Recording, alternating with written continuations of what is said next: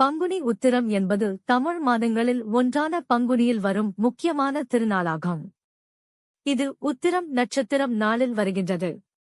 இந்த நாளுக்கு இந்து மதத்தில் மிகுந்த முக்கியத்துவம் உள்ளது. பங்குனி உத்திரம் நாளில் பல தெய்வங்களின் திருமண நிகழ்வுகள் நடந்ததாக நம்பப்படுகிறது. அதாவது முருகப்பெருமான், வள்ளி மற்றும் தெய்வானை ஆகிய இருவரையும் மணந்த நாள். சிவபெருமான் மற்றும் பார்வதி தேவியின் கல்யாணம். ராமர் மற்றும் சீதையின் திருமண தினம். மகாவிஷ்ணுவும் மகாலட்சுமியும் இணைந்த தினம். இந்த தினத்தில் பலர் விரதம் இருத்தல், அன்னதானம் செய்தல், காவடி, பால்குடம் எடுத்தல், தீ மிதித்தல் மற்றும் கோவில்களுக்கு சென்று சிறப்பு பூஜைகள் செய்கிறார்கள்.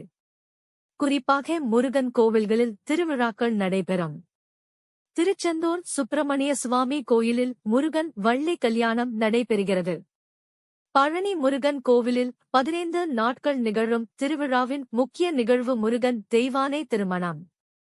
திருப்பரங்குன்றம் முருகன் கோவிலில் திருக்கல்யாண உற்சவம் நடைபெறுகிறது.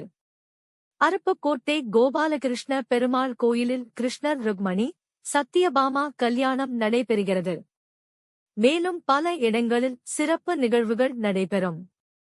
பங்குனி உத்திரம் திருமண பந்தங்களை புனிதமாக கருதும் நாள் என்பதால் இந்நாளில் திருமணங்களை நடத்த ஒரு நல்ல நேரமாக கருதப்படுகிறது. இந்த நாளின் ஆன்மீகத்தை உணர்ந்து பக்தியுடன் கடைபிடிப்பதே அதன் முக்கிய நோக்கமாகும்.